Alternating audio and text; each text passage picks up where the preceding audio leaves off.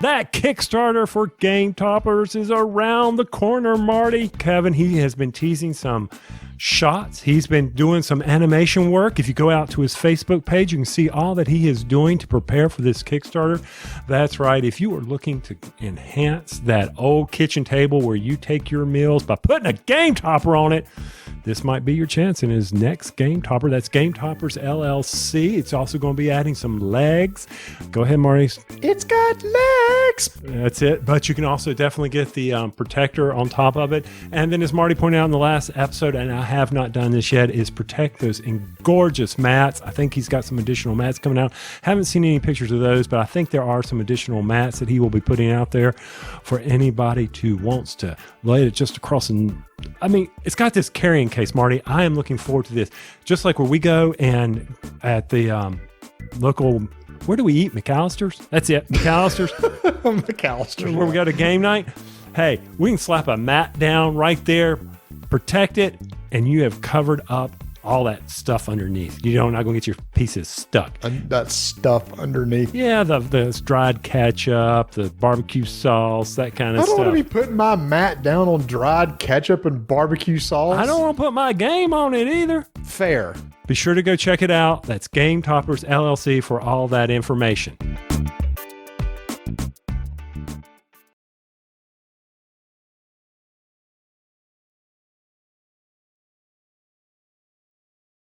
Hey y'all, it's time for an episode of Rolling Dice and Taking Names recorded in front of a live studio audience. In this live episode, the guys review After the Empire, Spartacus, and the new versions of Ashes and Summoner Wars.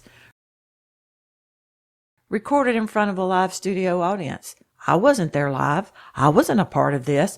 No, here I am, a week later, recording, and the recording button wasn't on, so I even had to redo it. No, I can't do it live. I gotta keep doing it here, over and over and over.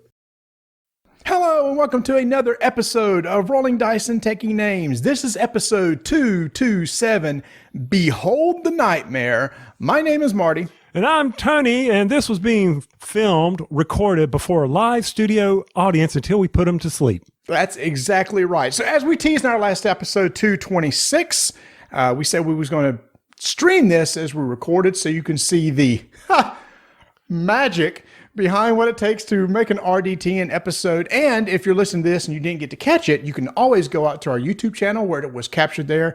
And so you can see all the silliness and craziness that goes on and see how a 2-hour recording ends up being 90 minutes because of all the junk that was taken out of it.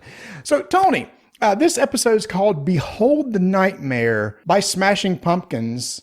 I understand why you called it this, because if you're watching this, it is a nightmare. I don't know this one. Is this a popular song by them? That I don't know from that standpoint, but when I did a Google search, which is what, as you know, everything I do right before the show, I mean, we're talking right on time stuff here.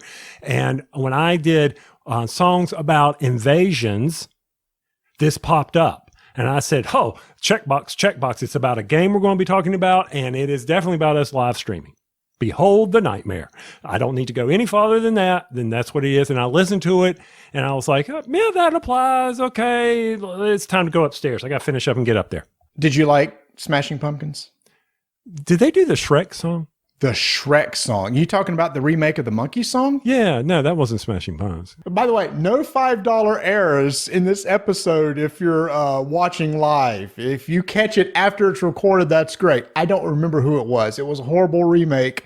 I don't remember. Okay. They didn't do the Friends show one, did they?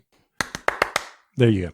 So no, I'm not a big fan of the Smashing Pumpkins. Like I said, type in songs about invasion, and this popped up, and I said it could not be more perfect. And I know we haven't used it. Okay, I said I wasn't going to interact with the chat as we go Smash Mouth, because a lot of people are probably screaming at the radio. A lot of people are screaming at the radio right now, saying, So that's two times you've air quoted. So are we going to keep it running, Pat? So I know this is another. Yeah, what? Big announcement. We got to kick it off with this. I know, that's what I was leading to. I was going to transition to it. I'm sorry. I didn't mean to steal your transition. I'm drinking cheer wine tonight. Uh-huh. And in the future, in about 6 to 8 weeks, what will we be drinking? Sir, we will be drinking a Peep flavored Pepsi because thanks to everybody on Twitter who liked and shared the photo of me sitting on a lawnmower drinking a Pepsi, we won the Peep Pepsi contest and we're being sent, I'm not sure how many cans of Peep. 4 cans? That's it? That's it. It's 4 8-ounce little cans, 2 of the same flavor and 2 different flavors, if I remember the image correctly. Wait a minute. You said 4 the same flavor, 2 different? No, 2 the same. 2 the same. And then 1 another flavor and 1 another flavor equals 4. 4. Okay. Math's hard.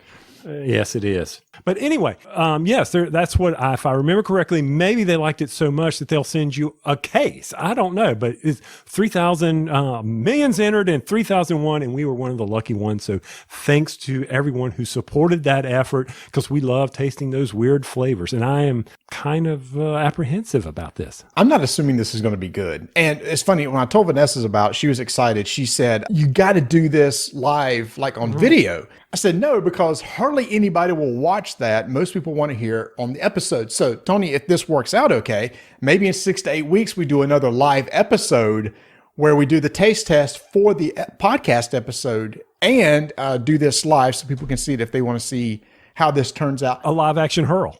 I'm good with that. Again, it's going to be super sweet, and I only drink like 0 sugar stuff now, so it's going to be super sweet for me. But hey, I'm excited to try it. I'm excited we won, and thanks to everybody who shared it. Also, got to make a correction, Tony, from our last episode. I'm not done with that. I am not done with that. You're not done with that. No transition yet. Okay, I'm just going to slide away. So, Pepsi Zero Sugar, which you have in your hand, have you tried the new Pepsi Zero Sugar Mango? There's a mango zero sugar. Yes. I didn't know this. I knew there was a Pepsi Mango. I didn't know there was a zero sugar. In my grocery store, my local Harris Teeter or Food Line, it only comes in 12-ounce cans. So I got the 2-liter regular Pepsi just to make sure I could take. And I'm telling you, that when it comes up to your nose, that mango effervescence gets up in there. Effervescence, like the band? They have a new song coming out or a new album. Oh, cool. I know you're a big fan of that. I am a big fan. So from that standpoint, I was like, I got to try these. So what if I go before game night, I'm hoping to go by the store, grab a 12-pack, and then I'll bring you a can of Pepsi Mango, 0 calorie, 0, and you can try it out and we can do a live taste. I've already tasted it. It's very good. I enjoyed it. So I tried a Sprite zero sugar over the weekend. I was not a fan of Diet Sprite, but it was really good. You say you're drinking a cheer wine? Is that the zero sugar? Please, it's is that a real one? Cheer wine's only drunk real. No, I was asking because I never did care for diet cheer wine, but I saw in the store this week there's a cheer wine zero sugar. So I wonder if they changed the formula. I'll have to go hunt that down. These were on sale at the Wally World, so I had to grab it. I love cheer wine. Oh, it's so good. And cheer wine freezers or slushies. Oh, so good. So good. And for those who have no idea what we're talking about, cheer wine is only in the South. Is that right? Mainly in the South? I don't know if trucks can go that far, but probably, yeah. I know that they had it in Columbus because at the Hot Nashville chicken restaurant that we go to up there, they had it in the freezer. And one time we went and I was with Rodney from Watch It Played. And I said, "Oh, cheer wine." And he tried it and absolutely fell in love with it. So whenever I see him, I try to throw some cheer wine into the suitcase so he can smuggle it back across the line. I'm excited that we can transition now. I'm done. Smooth. Just let's transition to your next point that you screwed up again. But you're costing this show $5 weekly, close to $15. All right, so I had to make a correction from our last episode, Tony. In 226, I felt pretty darn confident that there was an expansion to Star Wars Outer Rim. I honestly thought I had seen a press release for Star Wars Outer Rim, and in fact, I was potentially incorrect. Oh, no, I know I was incorrect because this past week, Batman 15 over on BGG sent me an email and he said, "Hey, in your latest episode at about the 57-minute mark, you say there's an expansion of the Star Wars Outer Rim. I can't find that anywhere. Was that a mistake? If not, can you direct me where to find it? I love that game. I was like, oh no. So I searched high and low. It's like, nope. And I said, sir, would you like a $5 gift certificate to Miniature Market? He went, wow, thank you. So I had to pay up a $5 gift certificate. That's the way to get everybody listening. Yeah. So anyway, thanks for catching that. There is no expansion of Star Wars Outer Realm. I think there should be. Like a Mandalorian. I mean, that kind of happens on the Outer Realm. Maybe timeline that doesn't make any sense. I don't know.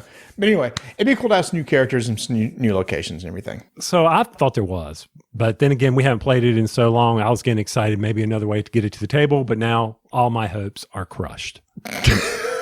Dashed up against the rocks. Speaking of dashing my hopes against the rocks, and this is being talked about everywhere, this new Nintendo Switch game, Monster Hunter Rise. 5 million copies have been shipped from Capcom so far as of last week. I'm trying. I am really trying. It's an amazing game. It's got the stuff I enjoy in it. It's got some crafting. It's got multiple weapons. It's got exploration. It's got little side quests you can do. Today I was out there collecting mushrooms. But for the life of me, I can't kill a thing. I cannot kill anything. I don't know. I'm not a monster hunter. Maybe I should be playing Pokemon Snap and be Monster Hunter Snap. Here's the thing. If you're facing real monsters, know that you're going to be in a fight. Right now, for you and I, the first level, you're going to be in a fight for 20, 25 minutes before you win. That means a lot of potions for me. I'm just going to run around the world collecting the herbs. That's what I'm going to have to do. Hey, I do like that. Auto-crafting on the potions when you collect the herbs. So I guess it really turns on your weapon. So I'm doing dual swords. Dual wield. You're wielding, man. Yeah. And so they have a demon mode. And the bad thing about the demon mode, if you get hit, you're immediately knocked out of it.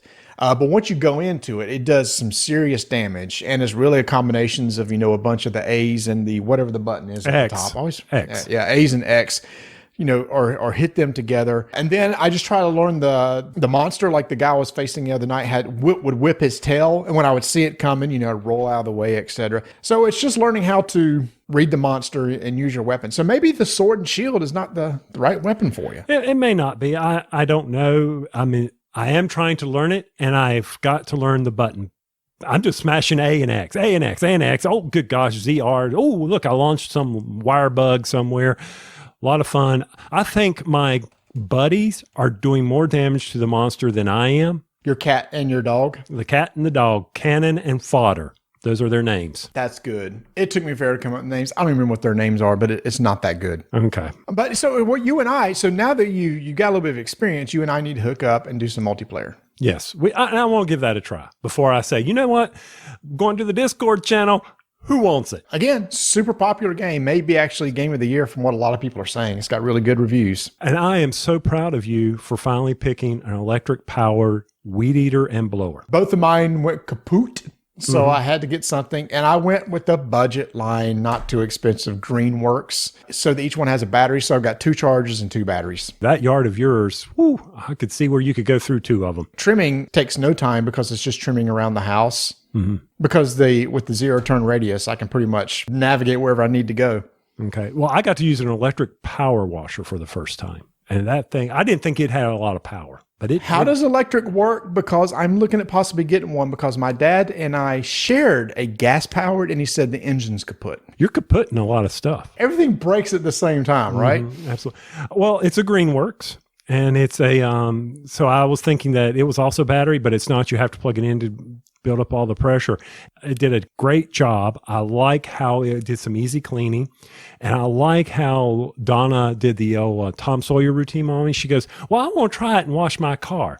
Well, Rebecca called her right in the middle. So I got to finish it. And I hate washing cars. Oh, I hate washing cars. But it worked really well. And I was just like, okay, this is doing good job. This is doing good job? This is doing a good job. You can edit that. So...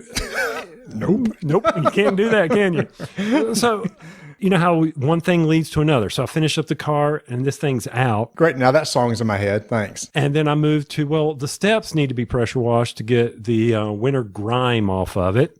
which then, oh my God, I just hit the sidewalk. So I got to clean that. I'll just stop at the first one. Oh, good gosh, I just hit the second one. And it just led on. So 2 hours later, I don't know how much electricity I used, but I work for the power company. That's okay.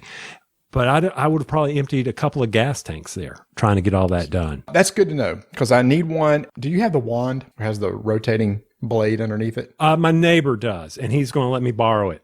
Oh, dude, do not do any of your decks or driveways or sidewalks without that. It does it in a fraction of time. Did you just listen to me? I just said I did my sidewalk. Don't do your sidewalk unless you get one of those little spinning attachment things. I appreciate that. That's a good idea. I think I will hold off on that. Man. Check this out. It's a book. You're reading. It's a book. I'm so proud of you for reading. Does it have big font?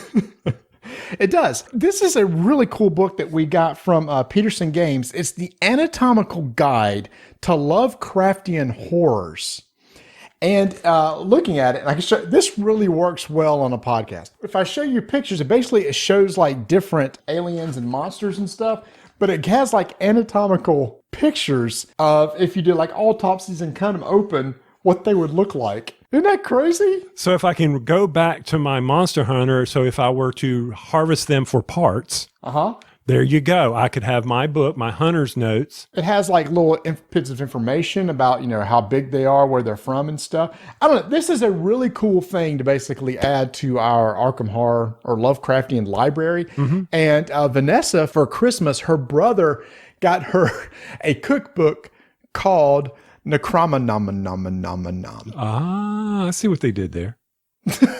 So all the recipes in the book are Lovecraftian themed. Has she cooked one yet? She has not, but she does have it on her bookshelf, and I'm sure it will come out. If we get to do Boobacue this year, I'm sure she will do something. We should be able to. That should be a fun event, and hopefully we still got to figure out what we're doing for cons. I don't know. It's hard to tell. I don't know either. Do we even have the room reserved for the strike tournament at that time? Oh, we probably don't. Oh, crap. Write a note to cancel the reservation for the original Gen Con in August. That would have been bad. Rolling Dice and Taking Names. You have a deposit that you need to make for not showing up and doing your little tournament thing. Your little tournament. Use the air quotes again. So, yeah, I need to do that. I'd completely forgotten about. Oh, okay. If I had Alexa up here, I'd yell at her and tell her to do a reminder for me. And then I hear that you also had another horror event. You were online learning how to play a coin game with our favorite person up north. Is that true? Cuba Libre? Is that it? Yes. Coin game, counterinsurgents game. I've had the game Cuba Libre on my shelf for years.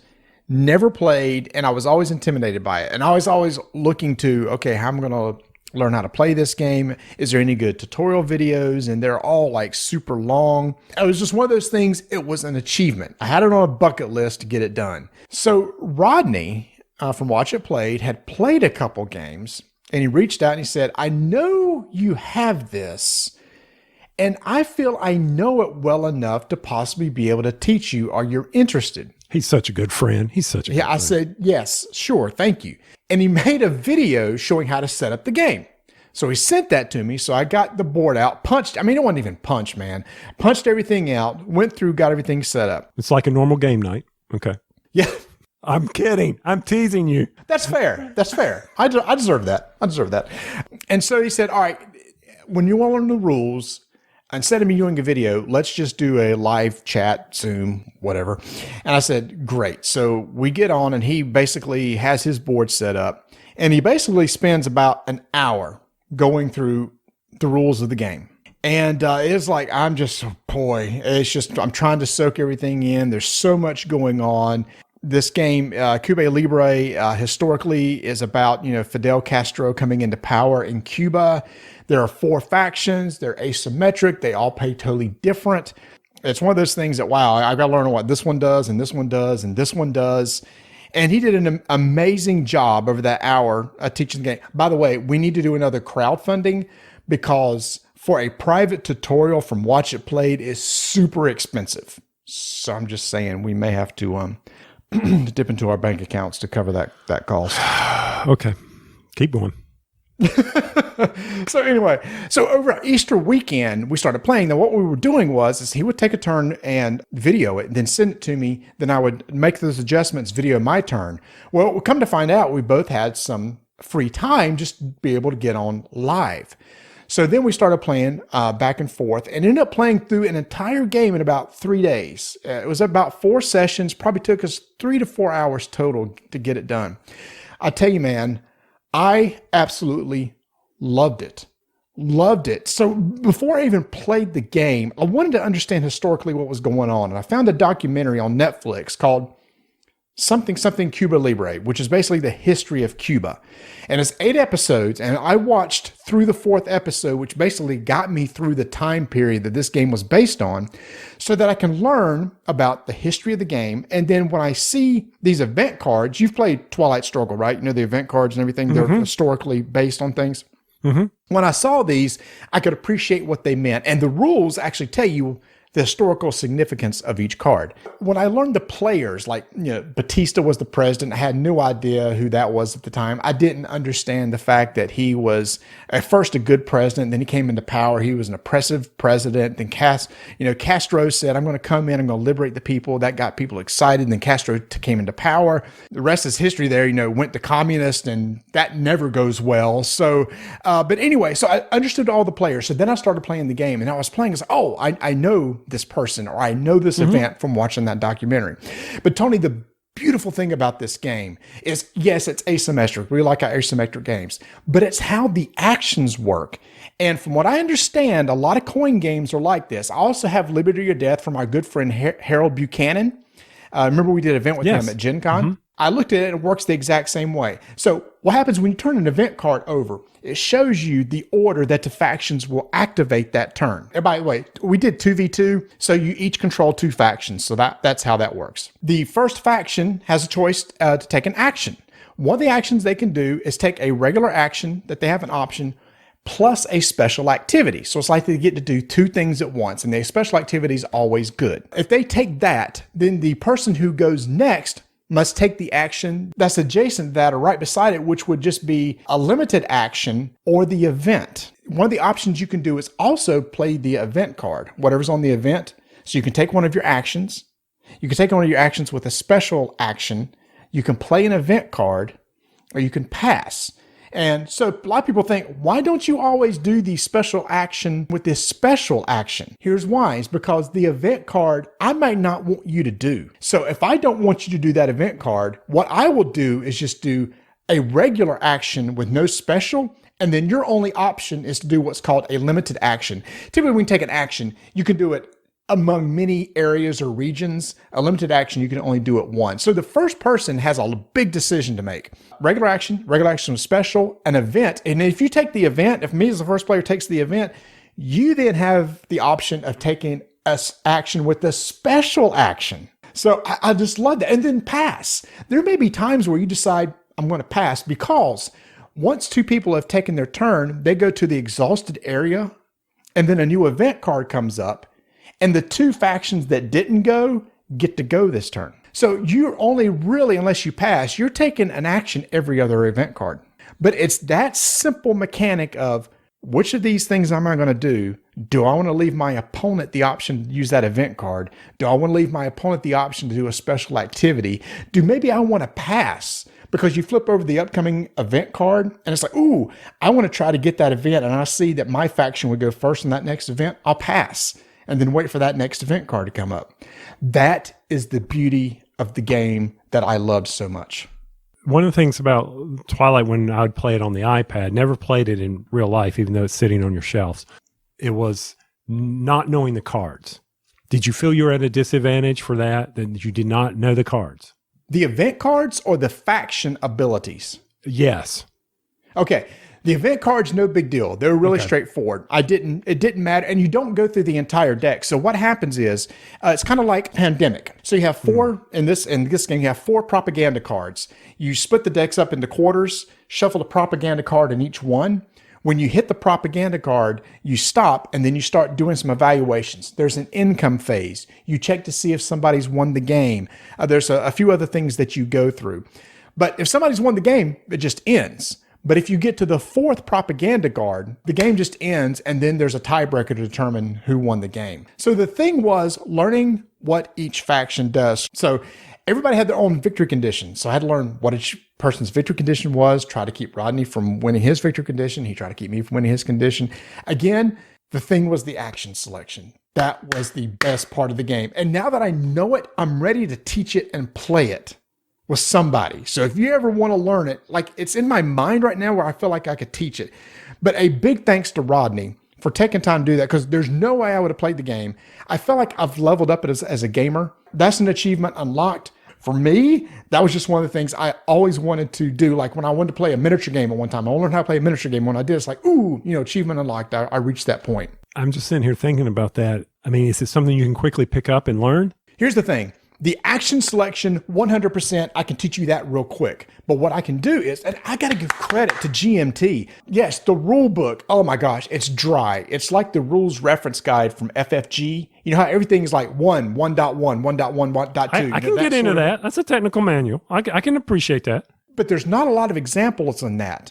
But the faction cards, once you understand the wording and every little word must be paid attention to, then the faction cards, honestly, all you need. It kind of explains everything. If you're unsure of something, it does have a section that says see 3.4.5 to see what this really means.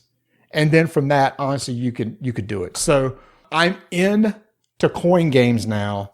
I'm anxious to play this again. I'm anxious to play Liberty or Death, because now that I understand how it works, it's just learning, okay, in this game, here are these 4 factions, and here's how they work, and here's their win conditions. But my turn, I understand how my turn works. All right, tell me when. We'll make this happen. I'm sure we can figure it out. It'd be interesting to play with 4 people, because each person's then controlling just one faction. Oh, whoa. And time frame on this? If you're talking 4 people, you know my limits. I don't know. 3 hours, 4 hours? Ooh, wow. If it's your learning game, 100%, 3 to 4 hours, easily. Well, you know where the grumpy meter is. When I started playing with Rodney, I wasn't even trying to win. I was basically like, I hadn't done this action. I want to see what this action does. Oh, okay, that's how that works. I'm going to do this action. How's this action work? So I was spending my time, and it's only like 4 actions per faction that you have to learn.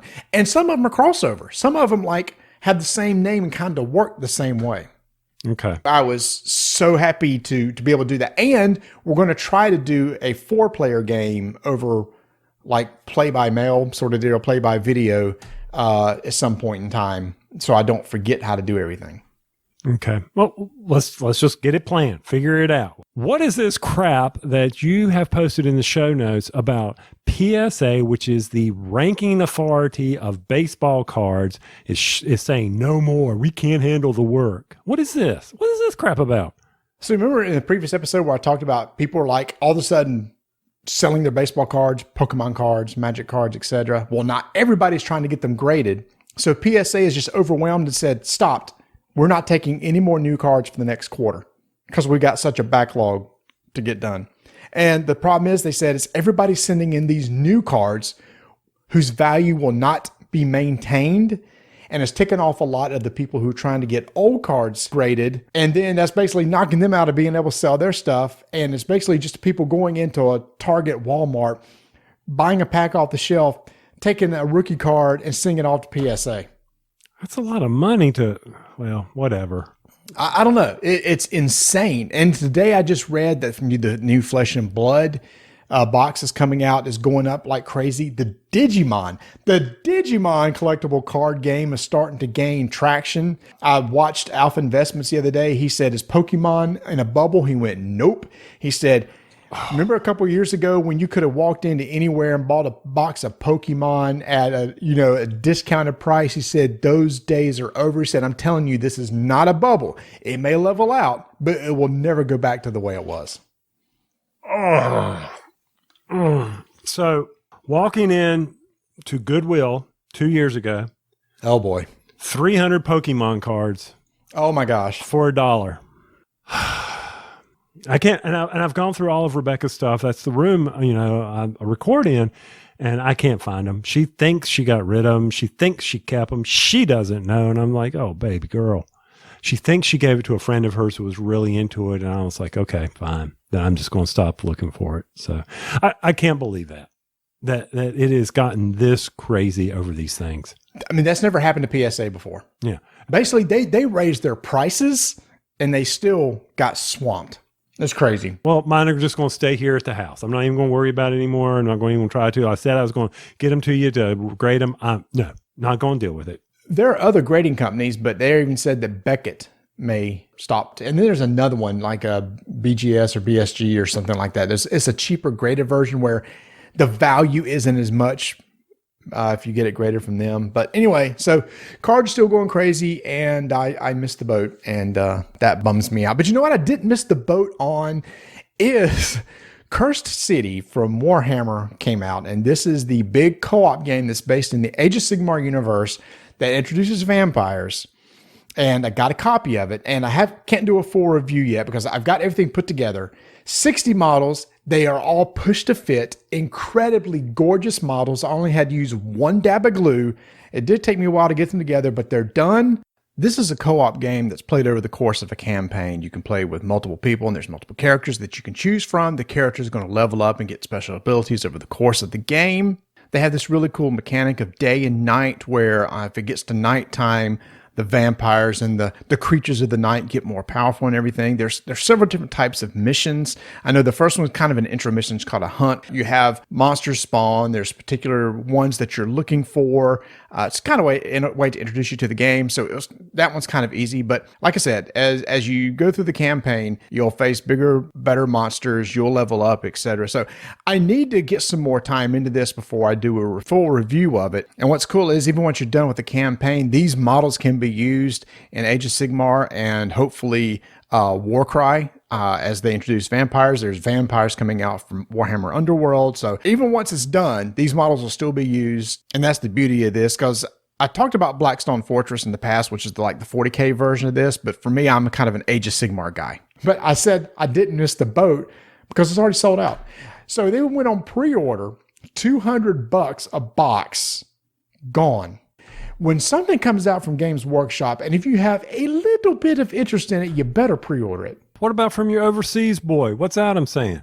Has he reported back on this? Of course, he's excited because he loves the vampire. And he's just like, I just want the vampire models. May not play Cursed City, but I want to use them in Age of Sigmar army. Just like Warhammer Underworlds has a brand new vampire set coming out this weekend. So he's all about that. So anyway, I just wanted to mention Cursed City for Games Workshop. I didn't miss the boat on that. I just need to get some more time into it before I can really give my thoughts around it. But I will say, models are gorgeous. At $200, I know that's insane, but 60 models from Games Workshop, that's worth $200 because the latest Warhammer Underworlds, which has 4 vampires, is $40. So that's effectively $10 a model that you're paying, and here you're getting 60 for 200 of them. Wow. Well, I'm glad you got it. I'm glad you got it put together, and I can't wait for you to teach me. You got a lot to teach me, man. So one thing I did finish was, I know you don't care, but a lot of the people in Discord do. So I finished an anime show called Jujutsu Kaisen. Hey, whoa. I even took the time to look this up, and you deleted my notes. Because it was shenanigans. It wasn't shenanigans. It was the truth. Tell me where I'm wrong. Go ahead and talk about it, and then tell me how my notes were wrong, and I will say my notes. It's not. It's based on a manga, and it's a really out there story about a jujutsu sorcerer who swallows the finger of a cursed being, and now that being is inside of him. So the goal is to try to get all the rest of the cursed fingers so that he can't reassemble and come and like be a bad guy. And when I read that, I was like, what?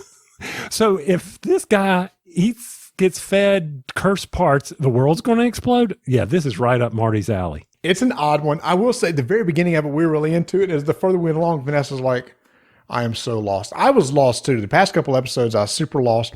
One thing is there's a lot of characters in it, and I can't keep up with everybody's name. But anyway, it was recommended. Jujutsu Kaisen just came out last year. Checked it out. I'm trying something new, Tony. A new experience. I'm trying to do anime. Next thing I want to watch is Demon Slayer. So I've heard that's like 26 episodes. I heard it's a little bit easier to digest, somewhat like Death Note is. So anyway, I will check that out. This is obviously, I mean, the other night we were watching a CBS show. Shut up to me. We were watching Clarice. Oh, yeah. Based on Silence of the Lambs. Yes. And everybody says, oh, you don't need to have watched Silence of the Lambs. You'll understand it. You'll understand. So we're watching, and Donna looks at me and she goes, I don't understand this. And then we watched Debris. That one's going to be, that's an NBC show. And I think it's NBC. That one's, I thought, sci-fi, weird stuff. I could do this, X-File-ish kind of stuff, right? Man, I just need something happy and I don't have to think about it. That's where I am right now in my life. I can't help it. I just need something happy and I don't need to think about it. If I'm going to watch TV, just entertain me. And I know you got one more event coming up. You're doing something online again? No, I've already done it. Oh, you did it? Yeah, this past weekend was the Board and Dice Con, and I got invited to do a play, and I want to talk to you about this because I got to do a demo of Zapotec, who is the designer of Kalimala and Ragusa. Mm-hmm. You liked Kalimala, right? That is the one that was, oh my gosh, how can I make you remember this? Prevagen would help me remember this. Wow, if I showed it to you, you would know it because you really liked it. I know you weren't a big fan of Ragusa, but I was going to tell you that Zapotec is more in the line of Kalimala than it is Ragusa. So it has more of that same feel. So I got to play online. I enjoyed the game. It's pretty easy to learn. It's one of those games that moves quick. I like it because it feels like, oh my gosh, this is over before it needs to be over. I had so much more to do, which I appreciate. It's going to be coming out at the end of the year in the U.S. exclusively on the BGG store here in the U.S., but then will be released to regular distributors next year. So anyway, got to play Zapotec. I was excited to try that out. That's coming out from Boards and Dice. And I got to do this cool segment where we talk about our top 5 most iconic characters of all time. And that was a fun thing to do with like our buddy Scott Morris. He was on that too. And your top 5 iconic characters? Of all time. And what I did was they kind of left it wide open, but I did mine based on medium. So I did one for literature, comics, TV, movie, video games. So let's see how good you are. Literature is going to be tough, so let's skip that. Video game. Do you have any clue who my favorite character is in video games? Your favorite character in video games? Ooh, I'm going to say Metroid person. Samus. Very good. Okay. All right. There we go. Nice. One for one. All right. Comics. You might have a good shot at this one. Comics. You're always DC, and I thought Green Lantern was your favorite, but it's actually the Flash.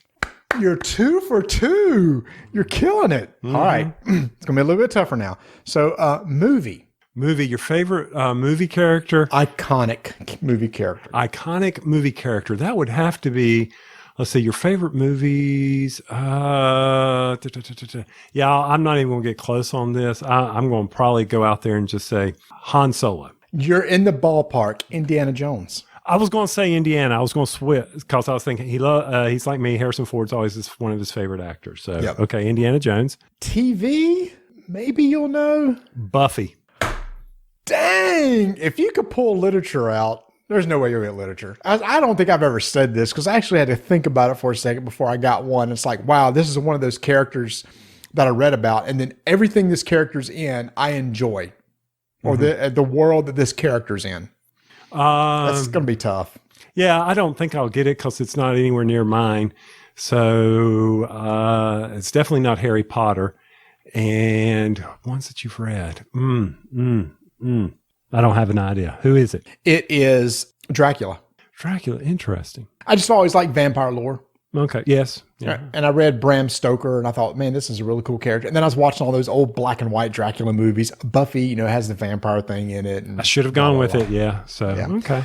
So, I mean, just out of curiosity, do you? I assume your most iconic comic book character is Spider-Man? Of course. That's an easy one.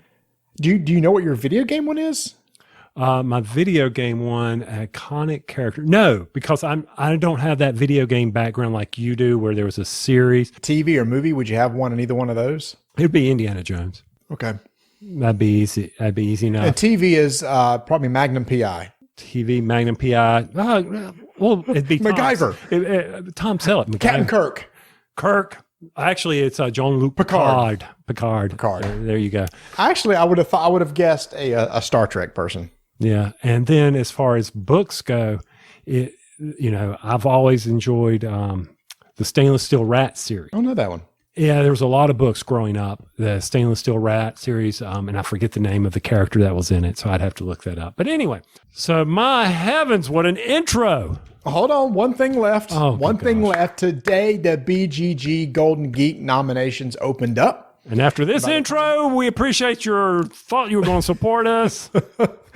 I guess I should have mentioned that at the very beginning of the intro. Yes. So yeah, when this episode comes out, there'll be like 2 days left in voting. We would love your vote. You can vote for as many podcasts as you want. We've got it like 6 years in a row for the nomination. Bridesmaid is A-okay with us. We would just like to be a bridesmaid. So we'd appreciate you going there, voting for your favorite game, and voting for your favorite podcast. And if you enjoy what you hear, we would love a nod in our direction. I'm good with a sympathy vote. I'm happy with a sympathy vote. Sympathy vote. Yeah, that's good too. So again, Gold Geek awards are up, and you can just go out to bgg.com and vote today.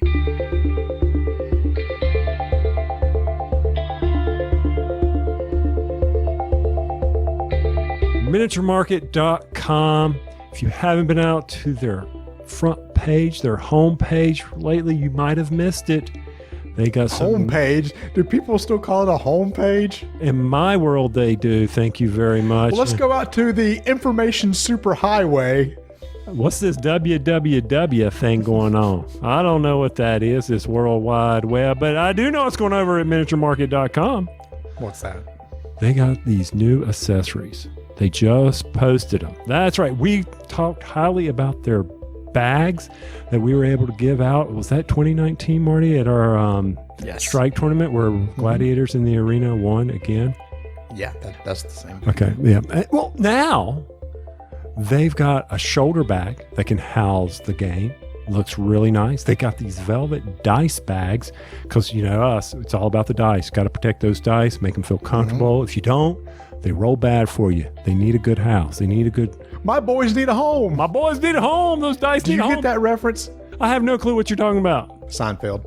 Of course I don't get that reference. This is about miniaturemarket.com. They also have new cases for your decks. Zipper cases. Like, you know, what was that? You know what I'm talking about. So it's a zipper case. You're digging your own grave on this one. You put decks of cards in it. It has little Velcros that you can sort your card decks. Little Velcros. Yeah, Velcros. You know what I'm talking about. Oh my gosh, I do, but nobody else does. It's a zippered case, kind of like the Quiver is, and there's a longer case which has the Velcro dividers, so that you can put it in there. They got Velcro things. Decks. There's a longer case, there's a shorter case, and then there's a square case, and it's all about carrying your cards and everything, which is really important, Tony, because with Vampire the Masquerade coming out and Ashes coming out, that means that you're going to need some place to carry and store your cards. A Miniature Market has got you taken care of with their brand new products. But you know what I'm going to use that case for? Because I don't have a lot of card games anymore. What's that? I'm going to put the stuff that I need to help a successful game night. My glasses, pencils, a knife, so I can open up boxes, help cut stuff up. Because I got mad at a game or something like that. That's right. That's what I'm going to use those cases for. And didn't they also have the little ones where the corners fold up to the little dice trays? Yes. So be sure to check it out over at miniaturemarket.com.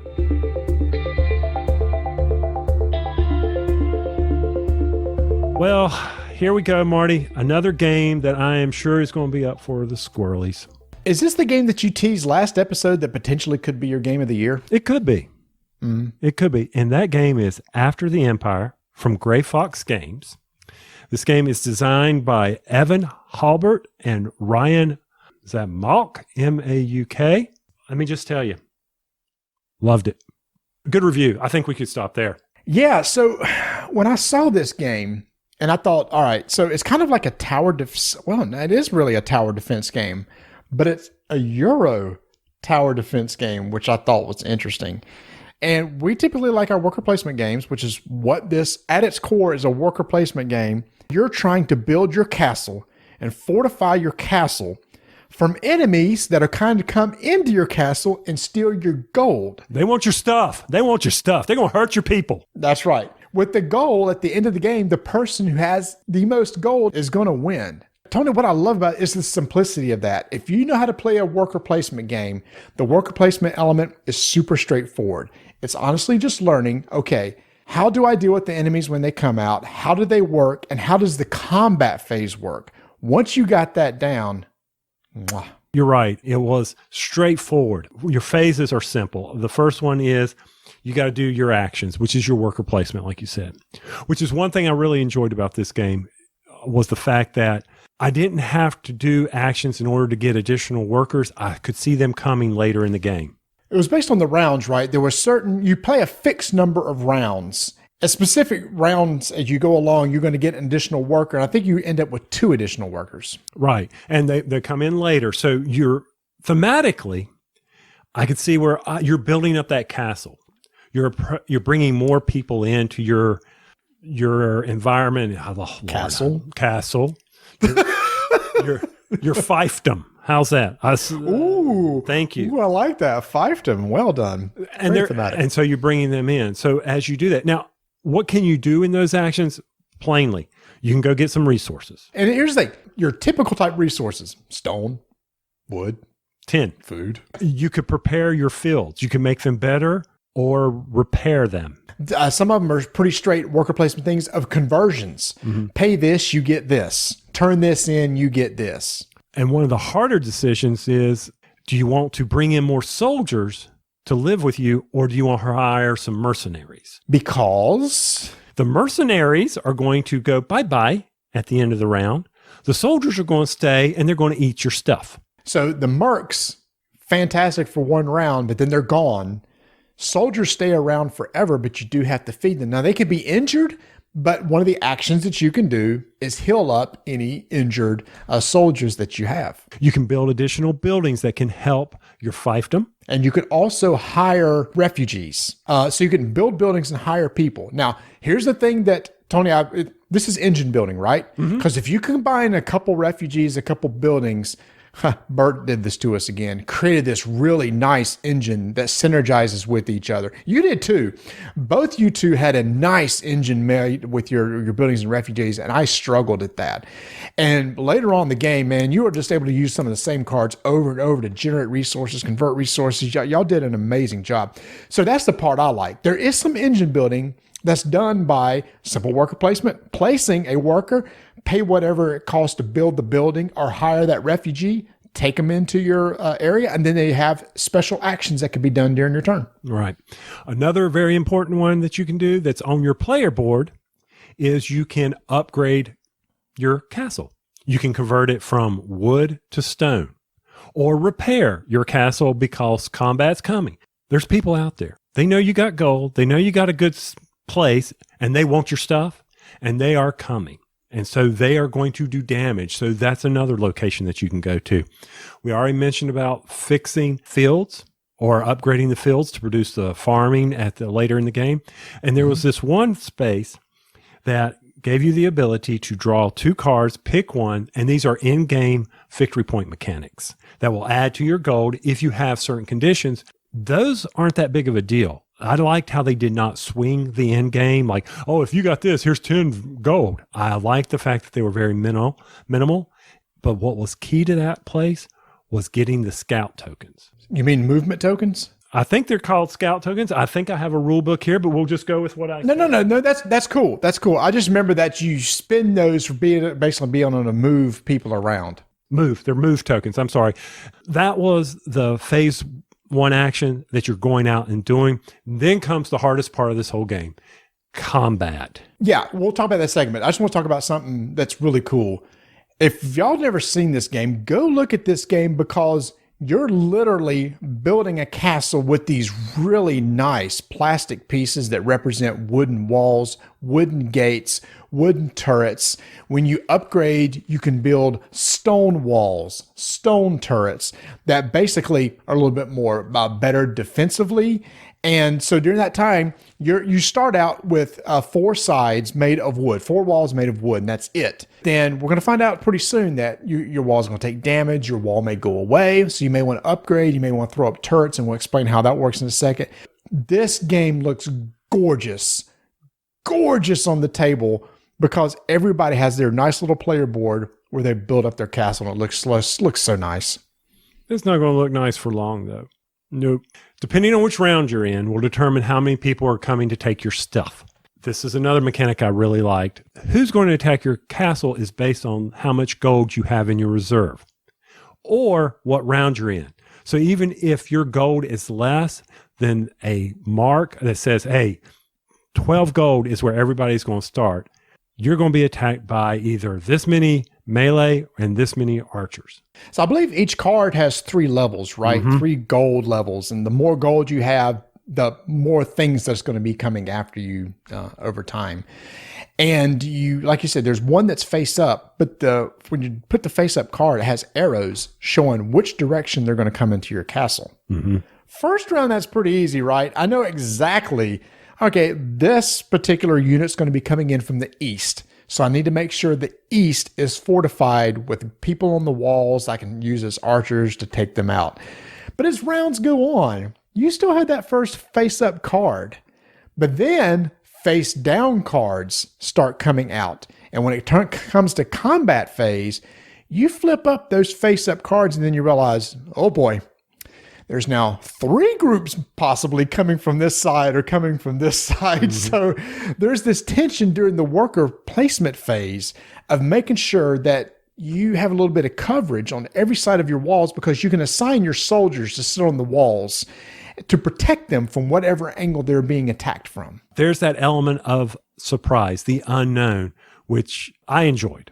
I don't know about you, but I enjoyed that part of the game. I did, but that's where the movement tokens come in, and we'll come back to that in a second, how important those movement tokens are, which help you mitigate bad luck because you guessed incorrectly on possibly where things might be coming. Now, there's always a face-down siege card that comes up, Tony, and that siege card is either going to be a trebuchet that launches stuff to destroy your walls, or it's a ladder where the invaders coming in can still scale your walls and get into the castle. Was it a trebuchet, a catapult? No, a ladder and a catapult was that on the token. It doesn't matter. Okay, it was a long range weapon, like a catapult, a trebuchet, and a ladder. Yeah, I'm trying Those to are the 2 options. I'm saving us $5. I'm covering all bases here. Okay? Fair. But there is a part on that card that will say like a surge. This got me.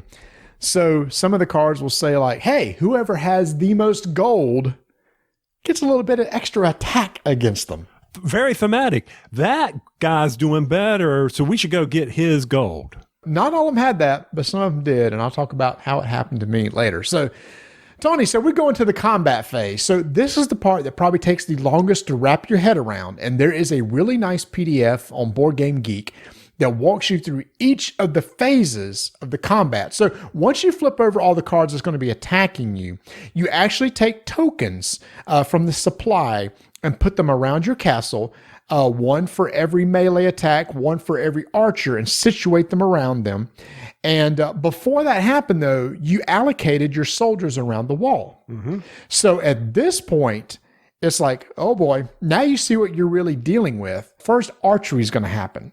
So if there's any archers from the outside, what they're going to do is shoot any soldiers that are on the wall that they're facing. Likewise, any soldiers that you positioned on that wall will shoot back, and they deal damage simultaneously. Each thing just has 1 health. Take out an archer, it goes away. You lose a soldier, it goes to your infirmary. You don't really lose it. You can still heal it. It just goes to your infirmary. Right. And turrets, the turrets deal damage as well. We talked about, so if you build a turret that's on a corner, so a corner turret can attack either adjacent field. It attacks both adjacent fields. So that helps you. That's why you got to build them. It's going to help thin the herd, because the herd's going to get greater, as we just said, as the longer rounds go. That's why you just can't turtle and think, oh, I'm just going to keep my walls. You better be planning for the big vicious attack that's coming along. So yeah, you did your combat preparations. You moved your troops based on how things showed up. You hurried people along. You had a little archery phase. Everybody was slinging some arrows at one another, taking people out. Then the movement, the invaders in the field moved to the wall that's left. I didn't talk about this earlier. You talked about the preparation phase. That's where you can spend your movement tokens. We talked about those earlier. Before this, you can actually spend movement tokens to resituate the people on the wall, because now you see where they're coming from. But if you didn't get those, You got to keep it the way that it was before they were revealed, and they go away at the end of the turn, so you don't get to stockpile those suckers. Now, after the archery, you can readjust freely without the cost of any movement tokens, because when the melee comes, each of your walls has a little block on them, like some wooden walls have 3 little wooden blocks, and stone have like 4.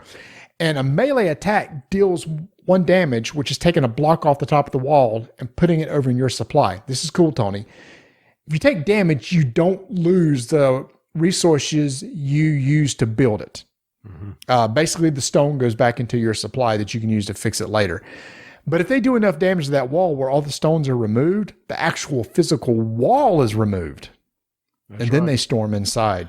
They storm inside, and don't forget about the siege windows. We talked about ladders. Sometimes those guys can just come over the top. And if you get through all those phases and you're still alive and they're still alive, you wrap around and start all over again at the archery phase. And you keep going until either you're dead and you're sacked, or they're all dead and you are successful. Okay, they've sacked me. Now I take a reduction in the gold based on what's on the board. From where I was, it will sack me to that end. Yep. So basically, they stole some of your gold, but there is some compensation.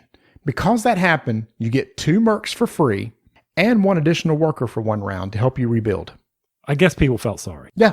Mutual aid from a adjoining fiefdom. They say, come on, we're going to send you some people. We understand. We appreciate you taking the abuse versus us. But if you survived and you have the most gold, you get some bonus points. Yeah. Because, hey, everybody was coming after you. You survived. You get a little 1 or 2 point token for surviving that. Simple worker placement at the beginning. Combat is where you need to step through it a couple of times, and it will come to you, especially this attacking the wall, repelling, rinse and repeat. It took us multiple times to get through this. So that's one of those things that we need to stress here on this game.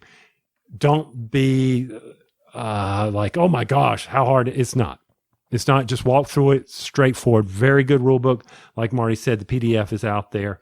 Then you go and you get income for how many walls and turrets you got. So if you lost any, you lose some income. You determine your turn order. You feed your people while you harvest. Oh, by the way, you know those people who came and just attacked your kingdom? They burned your crops. Oh, yeah, that's right. That's one of the first things that happens, that any crop that's out there gets burnt. Oh, I didn't mention this too. If you get sacked, one of your building is on fire, or either one of your refugees are damaged. You can still use their abilities, but there isn't a gold award at the end if your building has survived or your person has survived. There's a way to fix those and heal those on your turn. An action. But at least you don't use the ability. Thank goodness. Yeah, that was good. Feed them. If you can't feed them, lose some gold. Rinse and repeat. Reset the board. Start up for another attack. Play until the rounds are over. Whoever has the most gold at the end wins. Reveal your victory point cards. Total up all your other victory points. There you go. That's the game in a nutshell. Let me just talk about some of my pros of the game real quick. Worker placement, I said it, very straightforward. You get into the game quick. You play a worker placement game before, you can literally look at the board and determine what each of these things do. Maybe you have to understand, what does a movement token give you, what can it do for you, etc. Combat is deterministic. No dice rolls. So it's not like you're going to get messed up by a dice roll. You know exactly how much damage you're going to be dealt and how much you're going to deal in return, so you can see the outcome. The randomness is where those face down cards get turned up and you see what direction they're going to be coming from. So that's where your randomness is. One issue that many Euros have, to me, is that the theme disappears during gameplay. Not so with this game. You get gold, you protect your gold. If you have the most gold at the end, you win. Thematically, I felt the entire time I was constantly rebuilding, fixing my castle, fortifying my castle, getting soldiers into place to protect from the hordes that were coming in.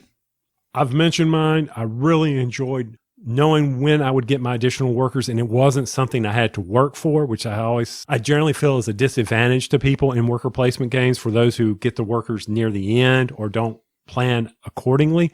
I like that. We're all getting them at the same time. We don't have to worry about that.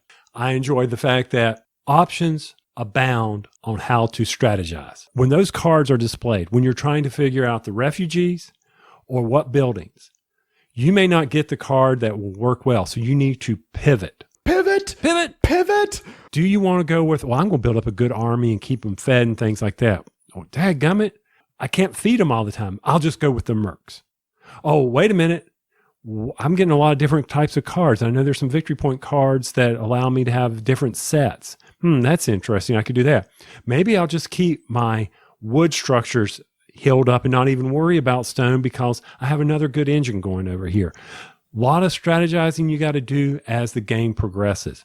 And one of my favorite things was keeping in step with one another with the gold. I never felt like, someone is so far out. If they were way ahead of us in gold and those leader cards came up on the siege engine, they were going to be the target. And I like that little catch-up mechanic. That's where I got screwed. And that's what really ruined the last time that I played because I was behind in gold the entire time till one round. By the way, some of the actions that you take cost gold. So you can spend gold, take actions. Sometimes you don't want to be the runaway leader because of the fear of getting attacked.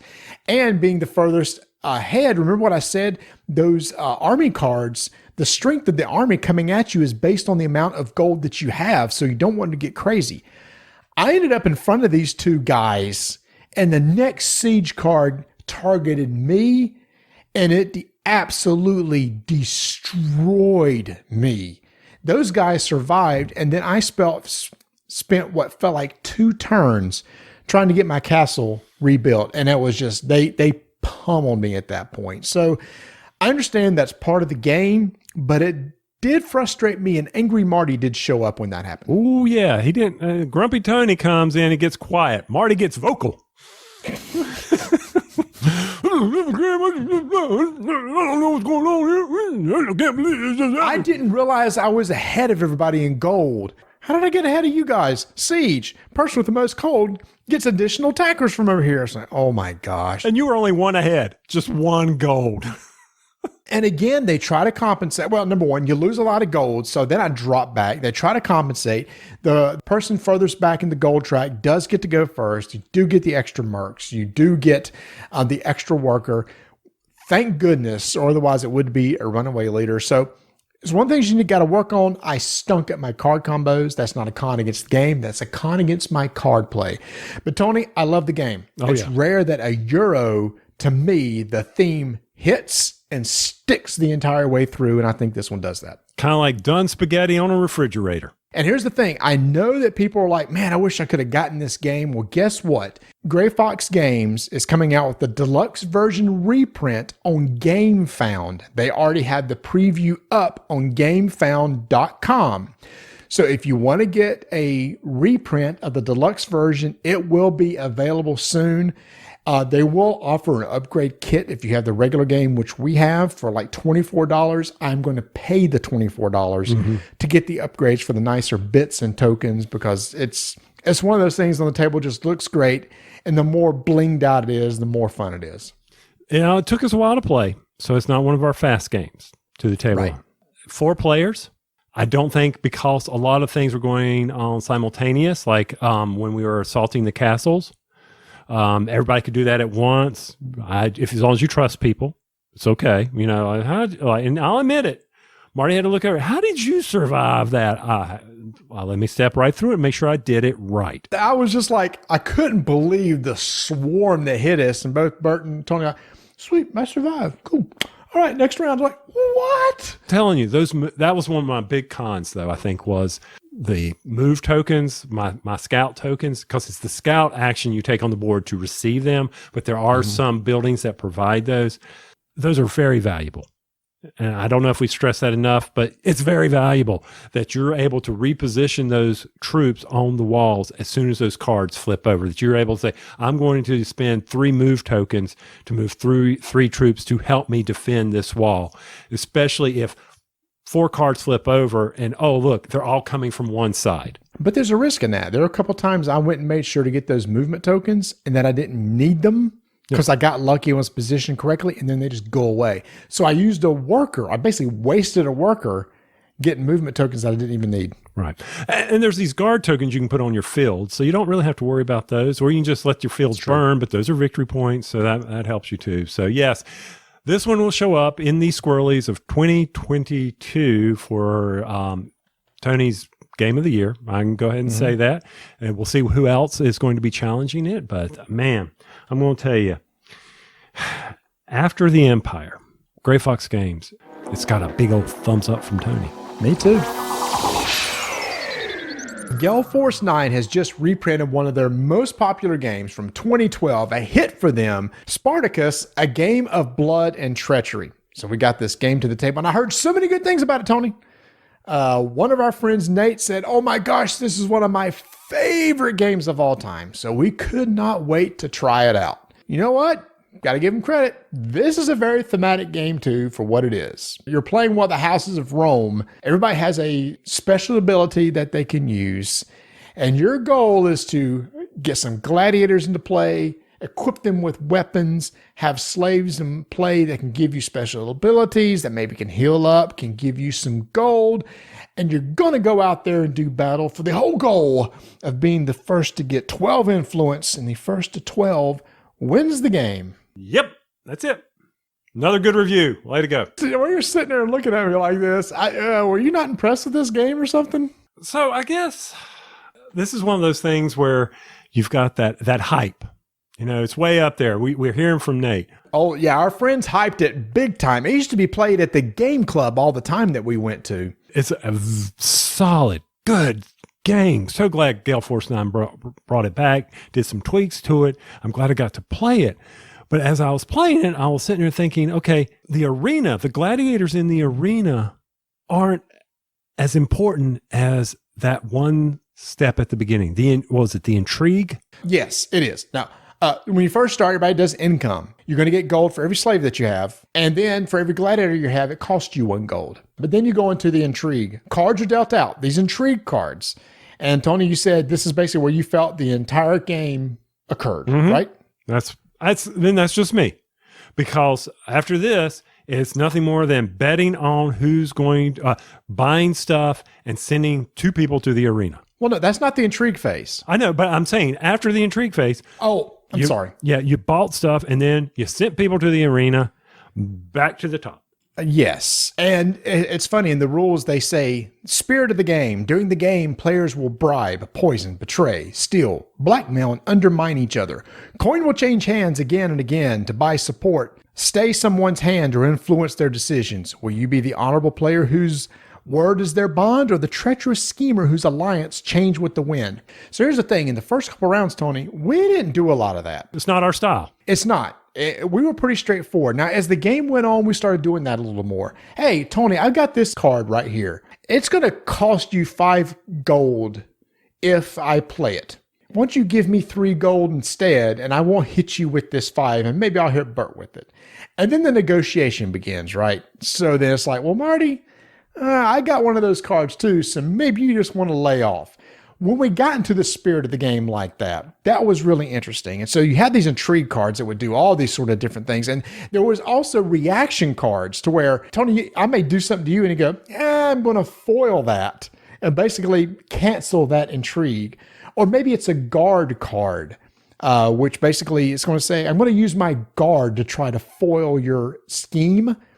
And I'm going to roll a die, 4, 5, or 6 as I successfully foil it. A 1, 2, or 3 fails, but you lose the guard regardless. And these intrigue cards are about getting more money to help you in the market. Yes. Or advance your influence or decrease someone else's influence. Yes. And one of the keys is you cannot play these intrigue cards unless your influence is equal to or greater than the value printed on the card, unless you pay money to do that.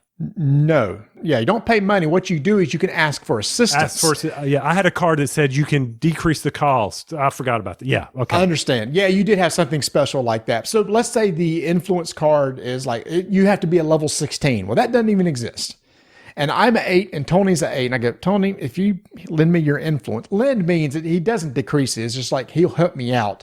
I can play this 16 level influence card maybe against somebody else. So maybe Bert is 1 point away from winning. He's at 11.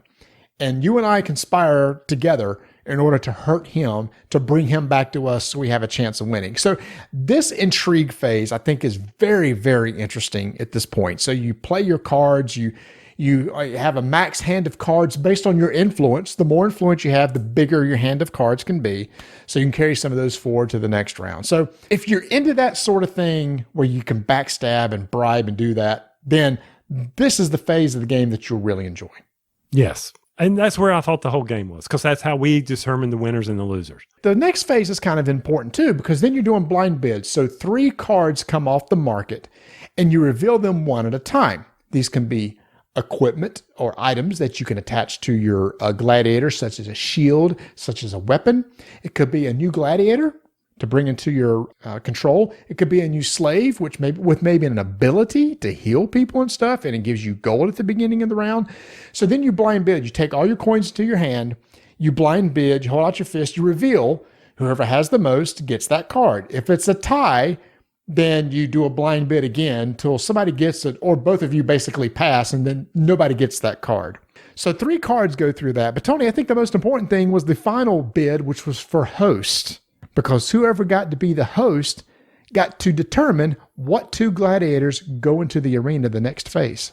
Absolutely. Because that host says, hey, Marty, go fight. And if I don't, it costs me an influence not to do it. Mm-hmm. So it behooves me to go and do it. But if I'm host, maybe sometimes I want to pick myself. Maybe I see that I've got a really stout gladiator with a bunch of items and you've got like nothing. And it's like, I'm going to pick me and I'm going to pick Tony to go fight against each other. But that's important because you may say, hey, Marty, go fight. And you say, okay, I'll do that. And I'm going to send in so-and-so. And you look down, I can't beat that. So I'm going to go pick on Mark or Bert or Ben or Chevy or somebody is go fight in the arena themselves, so that I don't have to, and just sit back and watch it all. And then everybody places wages on how, if they think who's going to win, if they think they're going to be decapitated, or if they're going to be injured. We'll talk about the combat, which I think is kind of interesting. Did you? I did think the combat resolution was pretty interesting because every gladiator has 3 stats: speed, defense, and attack. Mm-hmm. The number that they have for those 3 values is the number of dice they'll roll. So there's blue dice for speed, black dice for defense, red dice for attack. So if I'm 3, 3, and 2, I pick up 3 red, 3 black, 2 blue. And then both of us roll our dice. There's only 2 people in the arena. They start on opposite ends. You can move and you can basically fight and move. But before you do that, you roll your dice. And you take some gladiator name. That's true. And by the way, this is really a gladiators in arena. Well, more so than strike. Okay. So 4-time champ. Yeah, whatever. All right. So the number of blue dice you have is the number of spaces that you can move, but you each add up your blue dice. And whoever has the highest gets to go first, or gets to choose who gets to go first. So at that point, then one of you will go first. But then when you do an attack, let's say I'm attacking you, I take my red dice and put them in descending order. You take your black dice and put them in descending order beside each of my dice, and you compare them 1 to 1. So my highest to your highest, your second highest to your second highest, etc. If my attack exceeds your defense, you take a wound. If they tie or it's less than, no wound. If you don't have a defense die to put against my attack, it's automatically a hit. But Tony, I think this is the interesting part. The wounds that you take basically makes you discard 1 die from your pool of any color for the number of wounds that you've gotten. That's really interesting at that point. It's like, well, do I want to slow down and get rid of a blue and lower my speed? Do I want to take a chance and decrease my defense? Do I want to decrease my offense? But the rule is you can never go below 1. So you can discard down to 1. So at some point in time, a loser is going to have just 1 blue, 1 black, 1 red. The next time they take a damage, that's it. Combat's over. They lose a die. If they end up taking 2 damage and losing 2 die, they're injured. And they have a little injury token on them. If they lose all 3 die, they're decapitated and out of the game. And so the 2 people battling, I can see where that's interesting. The other 2 people... If you're playing 4-player, then you're watching the other 2 basically dance around each other till somebody jumps in and strikes. I'm sorry, what word was that? Strikes. Yeah, strike. Yes, you're absolutely right. I guess that's where it lost interest for me, because a lot of times I was sitting on the edge. Yeah, and I guess in a 4-player game, maybe you're rooting for somebody to win. I don't know. We did do a lot of like positioning, because it's like a little miniatures game at this point. And by the way, some weapons allow you to maybe attack 2 spaces away. Like there's I can't remember which one it was. Some of them you don't have to be adjacent. You could be like 2 spaces away. Maybe you have a shield that you can use to block one of the damages, etc. So again, there's these items that you can attach to your gladiator when they go in. And by the way, if your gladiator is decapitated or out, you get your items back to attach to another gladiator. But then after that, Tony, there's another important thing for the host to decide, which is for the one that lost, they get either a thumbs up or thumbs down. So if they weren't decapitated, the host can basically say, thumbs down, they're gone. And here's where some wagers could come in, right? It's like, man, don't knock me out. Please don't knock me out. I'll give you a couple coins. Give me a thumbs up. Again, the negotiating thing comes in. But the host has so much power, which is where going back to that bidding phase, where if you bid a lot on those asset cards, you won't have hardly any left to bid on the host, which is important deciding who goes into the arena and who gets the thumbs up, thumbs down. Like you said, after that point, you just rinse and repeat. First person that gets to 12 wins. If happens 2 people end up with 12 influence, they do one final battle against each other. Whoever's last standing is the final victor. And I guess from a strategy standpoint on the thumbs up, thumbs down, even in the picking your gladiator, that as gladiators win, they gain favor and eventually can become a champion, and that can provide even more money for that person. So there's strategy there. I'm not trying to be negative on this from that standpoint. It's just like I was sitting there thinking, I mean, the intrigue is what held my attention. The arena, I guess maybe with 3. I mean, you said I could root for somebody. It didn't matter. I tried to convince you of how to do one so that you and I could get a bid, and you rolled 3 6s or something. I don't know what you did, and ruined our chances of getting a whole lot of money. But that's all right. So that's where I was with the game. I was like, okay, I can understand the mass appeal, especially for people who enjoy that type of game. The backstabbing, play it in spirit, don't get mad at one another. But I could only imagine being at the very beginning where we played the short game where we started at 6 influence or 7 influence. Yeah, there's 3 versions of the game, the quick, the normal, and the long, and we played the quick. I don't know why this came to me. I'm like, is this like Cosmic Encounter? Tony, that is a perfect example because I'm going to wrap around back to that. So let me give my pros real quick. Okay. If you like heavy player interaction, you're going to love this game, right? Oh, yeah. If you love backstabbing and talking and bartering, this is the game for you.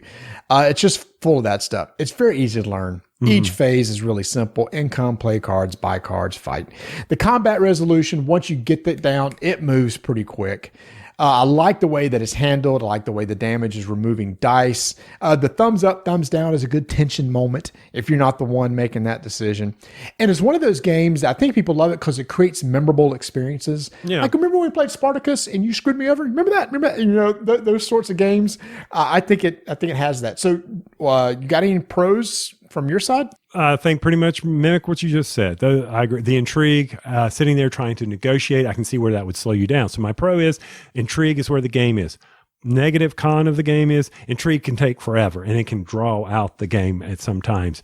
Some incredible dice rolls make it fun. It becomes that, what's the term, Ameritrash type system from that standpoint.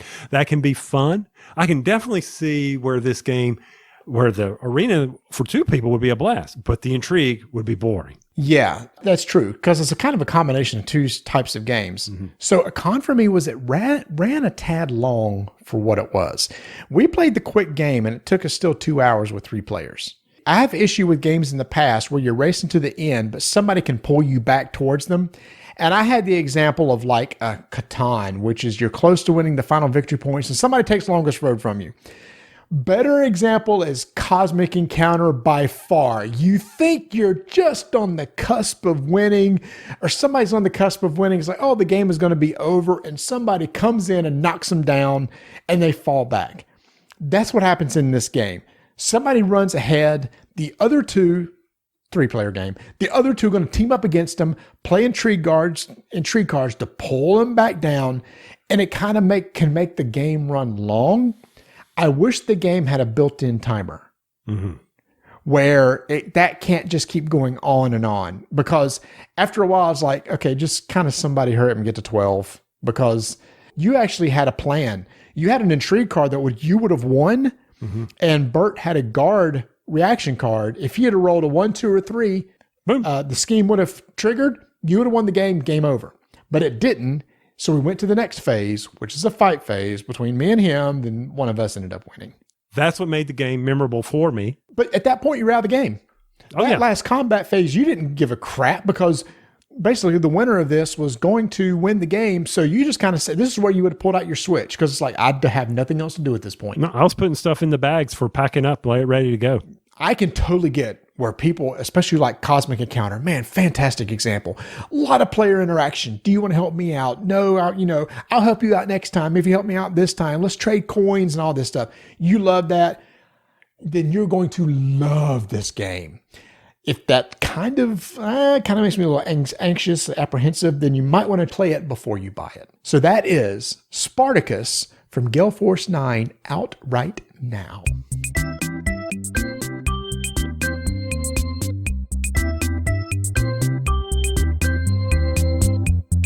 A big congrats to Ignacy and the team over at Portal for over $2 million towards the Robinson Crusoe Collector's Edition.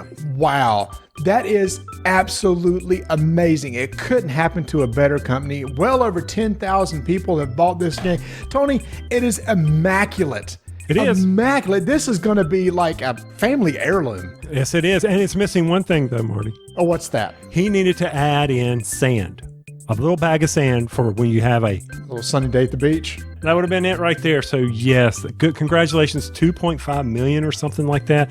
That is unreal. And if you don't know or understand how to play Robinson, by our good friend Ben, he did this YouTube tutorial. It's over on Portal Games YouTube channel, so go check it out. What else is coming up? And Vienna Connection is going to be coming out soon, so go keep an eye on it. And the Moloch expansion, Tony, we actually got it. So you and I need to get 51st State back to the table so the Moloch can come into play and start messing with everybody. So to find out more, head over to portalgamesus.com, sign up for the newsletter, make sure to follow them on YouTube where he does his weekly live chats on Monday, which I love those every Monday morning. I love interacting with him and hearing some of the topics that he likes to talk about. So again, to find out more, portalusgames.com.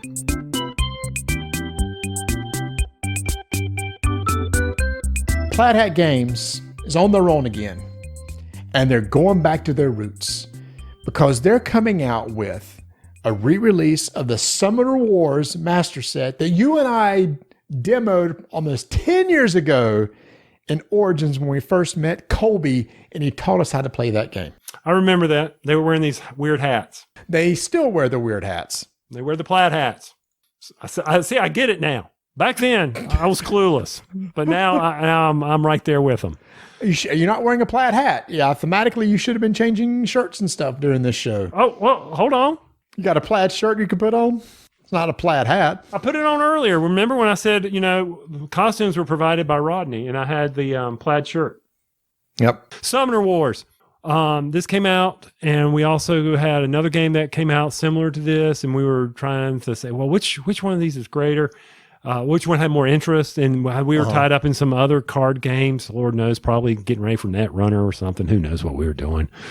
But that was a while ago. And Summoner Wars, back on the table, redone, risen from the ashes. The good tie-in. Thank you. So this game comes with 6 factions, a very nice board, and they've tweaked some of the rules. And for those who've played the original, comparing to this one, I was just going to hit some of the main things. One is the first player takes a full turn and starts with 2 magic. So the way the game begins is different. The second player starts with 3 magic, and there's a nice little magic tracker now on the board. That's how magic is tracked as opposed to a tile of cards. I like that a lot better, a lot easier to track. Players no longer gain magic when destroying their own units, but they do still gain magic if destroying somebody else's. I like this one, Tony. If a player fails to attack an enemy card during the attack phase, their summoner receives 1 damage. Ah, okay. It makes you want to fight. You better fight that round or your summoner is going to take a damage. And the goal of the game is to basically knock out the summoner. Basically deal enough damage to the other summoner and knock them out. And then over the dice are different. So they're imposed to numbers. There's like little icons on the dice. So there's swords and bows and special symbols. And depending on what attack you're doing, melee or range, you're going to roll a set number of die. Count the number of bows for range attacks, or swords for melee, and that'll count the number of hits. Event cards no longer have their own phase. Instead, on the card itself, it tells you when it can be done. You can have active events. There are structures now. Instead of spawning at walls, you basically have gates that you spawn from. Plus, there's other structure cards that you can get into play. So those are the main things. But it still maintains the thing of, on your turn, you're going to summon some of your people onto the board around your gate. You're going to move them. There's a new phase where you can build structures. Then you're going to attack. Melee can attack adjacent. Range can attack in a straight line if there's nobody blocking them. You roll some dice, determine some damage. The magic phase at the end, you can discard any number of cards you want and draw back up to 5. The number of cards you discard is going to give you that amount of magic to help you increase your magic, because during the summon phase, you spend magic to spawn characters onto the board. But Tony, like a lot of games like this, the brunt of the game is the text on the factions, because that's what makes all the factions and units different. Right. It's the combos. Getting out certain ones that provide certain combos that you need, such as, oh, by the way, if this one's out there, he can boost this character. If they're within X number of spaces from the summoner, you get to do this. Oh, wait, here's a little bit of movement boost for you that they can now run through a unit and cause them damage. Oh, by the way, if the summoner, you move your summoner across the board, you can spawn a gate near them, assuming you have it in your hand, and you're able to do that. And then you can release some of your guys from those gates. If you don't have magic, then you have a very hard decision to make of discarding cards to increase your magic so that you can be ready for the next phase, provided that your opponent doesn't come over and just wipe the floor with you. So it's a very tactical game. Mm-hmm. To me, I've always viewed this game as a miniatures game with cards, where the cards are your units that you're putting onto the board. Try to get them into the right position. Again, every faction is so different. Some are about ranged attacks. Some have some special abilities where maybe I played the undead last time we played, Tony, and they're about, I'm going to deal damage to myself to be able to do things back to you. Typical undead sort of thing. So they all have different abilities, factions.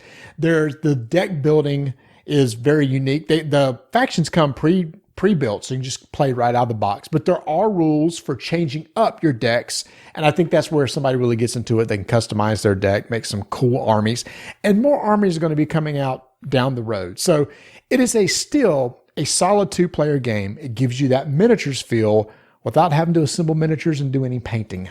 Absolutely. It's got the deck building, like you said, and that will bring me in from that standpoint of a card game.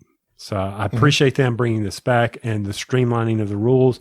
I mean, you taught it to me in under, 5 minutes over lunch. You remind me of the rules, and we were off and playing in no time. As with any of these games, you got to know your faction you can, card draw is going to hurt me. Well, maybe I need to, discard so that I can get the cards I need for the next round. But once again, you have to figure out where that's going to be best benefit to you. And when you deal damage, every unit has a certain amount of health pool, and basically it's when they take enough damage, they're gone. It'll tell you how many dice they're going to roll. And again, some of the factions have, hey, if you roll the special icon, something cool happens. Again, there's abilities to be activated. So obviously we're not going to dig into all that, but the basic rules, very easy to learn. The board is really nice. The art's been updated. I've seen some people say they like maybe the art of the earlier one. Some people like the art on the new one. Art is subjective. Again, it's there. It's a bunch of new factions coming out. There's a new app coming that's going to be first online, and they're going to try to bring it to other platforms because a lot of people played the original game on an app. And so they are working on that. So if you'd rather do that, you can get a digital subscription, basically to stay up to date on the app and get new factions. There's a physical subscription where every time a new faction comes out, they'll just be one sent right to you. So if they put it on the Switch, as long as I'm able to play my turn and go offline, I'm there. Yeah, I don't know if it's coming to the Switch. That'd be cool, but I don't know if they've announced all the platforms that it's coming out for. But the app's not coming out until like August, but the physical version is in May. Pre-order it now and you can get it and start playing it. We play in less than 30 minutes, right? There is literally no setup to this game whatsoever. In fact, the summoner, you turn it over on the back and it tells you, here are your starting units. Here's where the gate goes. Shuffle your cards, draw, play. Now, the next game, which I've already mentioned, Ashes. One of Marty's favorites. Ashes Reborn is basically 1.5. So they took the original Ashes rules. We talked about this in the past. As Ashes game went on, some of the cards and abilities got crazy to where there was a lot of loopholes and a lot of cards that were very specific and timing was weird. So they got a designer to come in. It's still this original was designed by Isaac Vega. He's moved on from Plaid Hat Games, but one of the people that helped and worked with Isaac is now taking over the designer role of Ashes and has come out with this new version. And we got the new base set, which includes the original 6 factions from the original set, but with a lot of new cards. So a lot of the abilities have changed. A lot of terms have changed.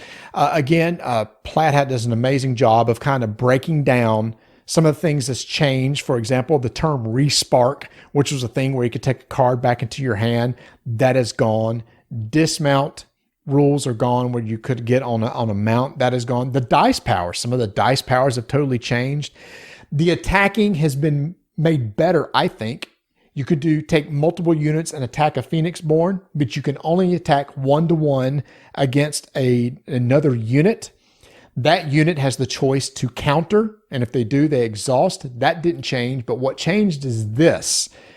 If a guard can come in, a unit with a guard term can come in and block, they have no choice whether to counter or not. They must and exhaust. That's different because there were some times where I had beefy guards and the other person would never attack, knowing that I could just guard and not counter, be unexhausted. That made the game drag.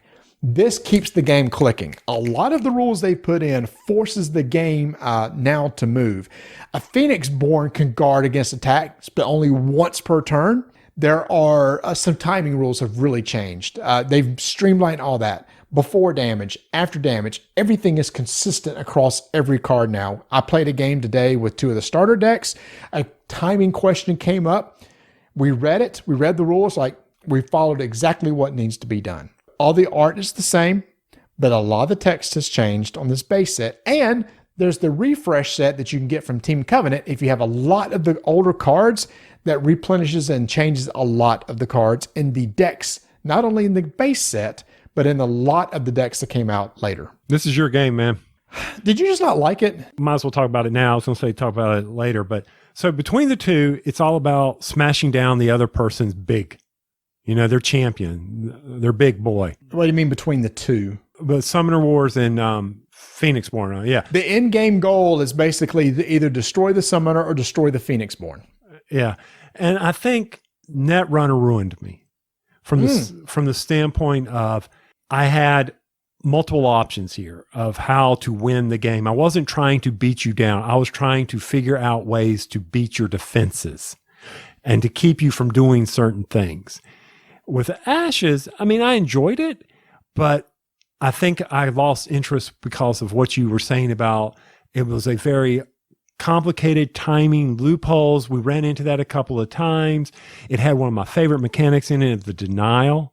Playing the denial decks, or you played that one against me when we put it on the table recently. I always enjoyed that. A lot of that's gone. So one of the things that they got rid of is the ability just to basically get rid of that one unit you have in play. That was one of the things they said that turned people off on the game. They hated to have a unit in play and the other person goes, oh yeah, just go ahead and discard that unit right there. They got rid of a lot of cards that did that. They got rid of cards that forced you to exhaust your dice and not be able to use them. That was a dice power. That is gone because people were playing us like, great, so this person can play this card or spend this die power over here to basically exhaust my die so that I can't use them. Mm-hmm. That die has been changed. What it does, it rolls down a die 1 level. Remember, there were 3 levels, the high level, the mid, and low. What it does is it rolls down dice 1 level. The dice doesn't go away. It just rolls it down 1. So what they did is they got rid of a lot of the annoying things that people didn't like about the game. Gone. Fixed a lot of the timing. Gone. Makes the game more fluid so you can't turtle. Yeah. Fixed. So all that so far I've really enjoyed. Again, I've only played the 6 starters. I haven't dug into any of the expansions, but I've enjoyed what they've done with the starters so far, except for one thing. And I'll just now remember this because now I've played 3 games with my coworker with the starter set. I suck at this game. I am horrible at this game. I like every mechanic about this game. The starting 5, you get 5 cards at the beginning of your turn. Nice dice mechanic with the resources. I can't play this game worth the crap. And now I remember going to tournaments like in Origins and just getting the snot beat out of me. I'm bad at it. You were not last. I was last at that tournament. I remember this. But anyway, when I say denial, it's like, okay, you discard off the top of your deck. You're denying people cards. Oh, like a milling deck, like in Magic. Okay, yeah. So Saria has one of those, which is like a control deck. And I tried playing that, and it's still a tough deck to play. Maybe I just didn't play it well, but I like that sort of thing too, because another way you can, you're still dealing damage. If you run through their deck, every time they have to go to the beginning of the phase to draw back up, they take 1 damage for every card they can't draw. Okay, yeah. So it's not that you make them run out of their deck. It's when they draw cards, they take damage for cards they can't. So that's Saria, one of the Phoenixborn's main thing, which I loved. I just never could get it to work. Well, it was working well against me, I can tell you that. And you say you can't play it. I'm sitting there watching you play against me, and you've got all these dice in your resource pool, and I've spent all mine. And I'm like, how do you still have 5 dice over there, and I got none? And you're like, well, are you going to do anything? I'm like, I got nothing to do. I'm going to sit here and watch you play cards and tell me to go pound sand or something while I'm sitting over here. Again, it's just funny. I'm playing the standard deck against a coworker, and the guy just rolls over me. And I'm like, golly. I was playing today. He was playing with the Maoni, which is like the Egyptian woman who has the silver snake, where you can get status tokens on him and just beat the snot out of you. So I was playing with Noah, who can exhaust his guy. So I would exhaust it. Then he would have a card to unexhaust it. Use the Phoenixborn special ability to kill off the ally that I had, leaving the Phoenixborn unprotected. Attack for 7. A good game. Wow. And again, it was me. I just didn't play well. I love the game, but not a good player. It's so funny. And I guess maybe that's when I look at those cards and was how easy is it to put a deck together? Once again, Netrunner ruined me. I could put a really good deck together. I wouldn't have to net deck, going to the net and reading everybody's decks, but I could see how the cards would work together. And this is me. Definitely not Ashes, because Isaac designed an incredible game. Okay, plain and simple. It's us. But it was just like I could not see the combos. I could not see how things would fit together to build a good deck. I'd get cards that seemed like they had 10 paragraphs on them. Yes. So, no, I agree. And some of the later expansions dealt with teeny tiny font text on a card with multiple paragraphs. I remember the Finch was one of, oh my gosh, so much text on that card. A lot of that's been changed. Some cards still have a wall of text, but a lot of that's been changed and made it easier. But I agree, but I will give them credit. For deck building, it's really straightforward. You could put anything you want into a deck. You just can't have more than 3 copies of it. As long as you put a die into your pool that can pay for that card, the deck building is wide open. Maybe you needed something a little more constrained. Because in Netrunner, you can splash, it was like 7 points. There was like 7 influence points. You know, everything had to be of a certain faction, but you could splash a certain number of points from other things. You were limited. Here it's like, whole card pool is open to you. The only thing you can't use is a specific card made for a Phoenixborn. You have to use that particular Phoenixborn. Everything else is wide open. As long as you put the die in to pay for it, use it. But you need to be, and that's where the deck building came in, is knowing how many dice you needed to make those effects be manageable, to be able to use those. And that's very important. Once again, we didn't play it enough to get good at it. No, I played the mess out of it, and I was bad at it. I did. I played against our buddy Mark. I played against people at work. You love it. I love the art. I love everything about it. I'm just not good. So if anybody wants an easy game of Ashes, challenge me. You'll win. There you go. And it seems like every time I'd roll, I'd get the little common symbol. 10 dice roll. Look, 9 commons. Oh, good gosh. Then you can do the meditate where you can change die at any side you want. So meditate is basically discard a card from your spell board, your hand, or your deck, and you can start modifying die. So they do have a rule against bad die rolls. So there you go. Plaid Hat Games. coming out of the gate with a relaunch of Summoner Wars that's going to be out in May. Ashes is at Miniature Market right now because I just saw it advertised in their latest email. So Ashes is available at Miniature Market. In fact, let me see what the price is. $39.99. Get all your 6 factions in that box. If you already have the base set and you just want to get the upgrade kit, it is currently out of stock at Miniature Market. It's $23.99, but keep an eye on teamcovenant.com site because they were the original ones that had it. So if you got a bunch of cards from the past, you don't need to buy this original set. You just need to get the upgrade kit. And also Team Covenant has a subscription to this too, to where anytime a new Phoenixborn comes out, a new deck comes out, you will automatically get it. The new die was announced and released this month with the new Phoenixborn. So I haven't tried that one yet, but that is out too. And a lot of the older decks are being redone. And you can get those, my gosh. In fact, a lot of them are right now over at Miniature Market. Holy cow.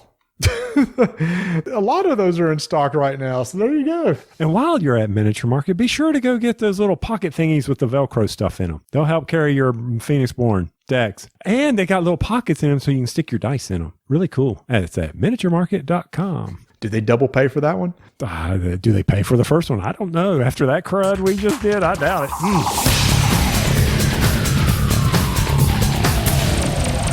And we have come to another riveting end to rolling dice and taking names. Riveting? That's kind of a strong word. It's a word. It's all we need to worry about.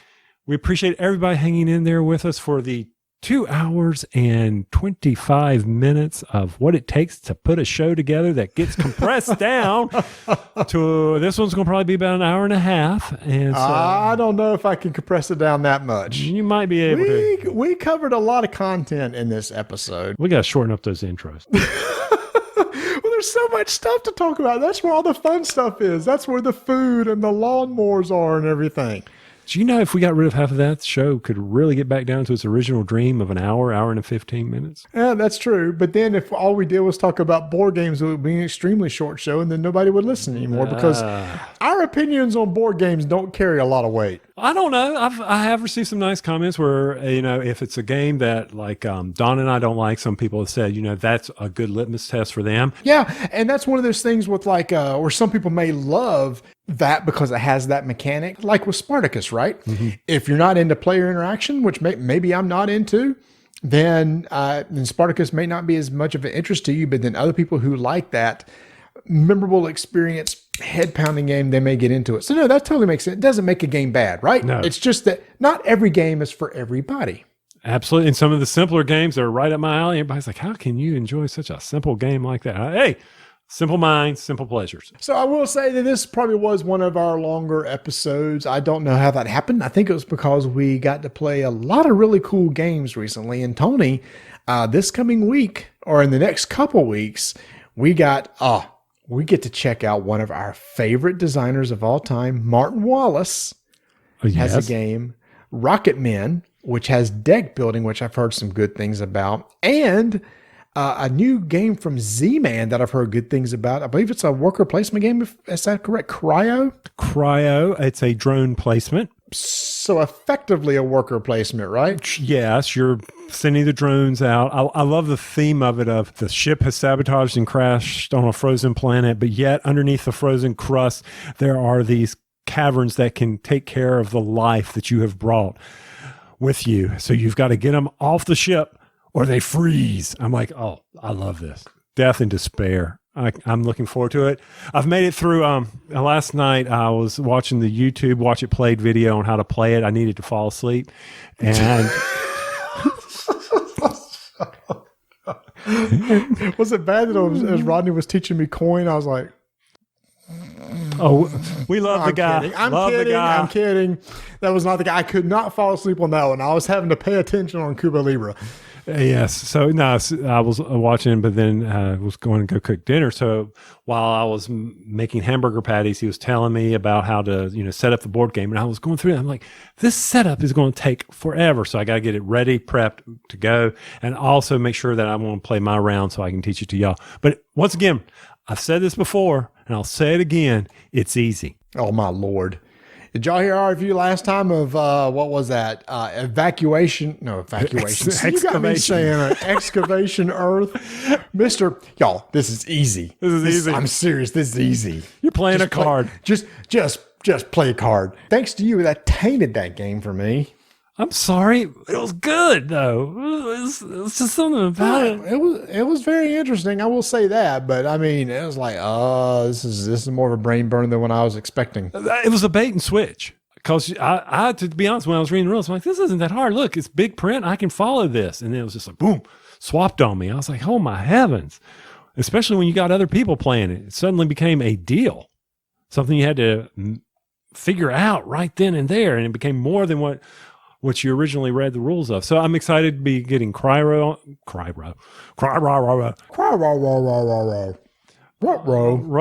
and then I'm sure there'll be something else that hopefully will show up. I know we got our miniature market order in. I'm excited for you to get that. I've got a box in the car of your stuff. Excellent. That we ordered from Miniature Market, because at Miniature Market, you can put your stuff on hold, which has been since December until we got to the free shipping limit. Don't roll your eyes at me. Until we got to the free shipping limit, and then we had it shipped out. But I will say this. What's that? I need to go kill me some monsters on some Monster Hunters, so it's time to roll some dice. And take some names. Thanks, everybody, for listening. And like I said, this was a live episode, and thanks for those who sat in there with us. Remember, the Golden Geek nominations are up right now, so if you wouldn't mind going and giving us a vote, we'd really appreciate it. You can follow us on Twitter at Dyson Names, Instagram Dyson Names, and join us next episode. We promise to try to keep it under 2 hours then.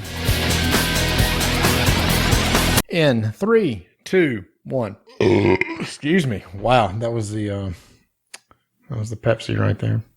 Pepsi makes me burp too. Oh, that's right. We're live. Sorry about that, y'all.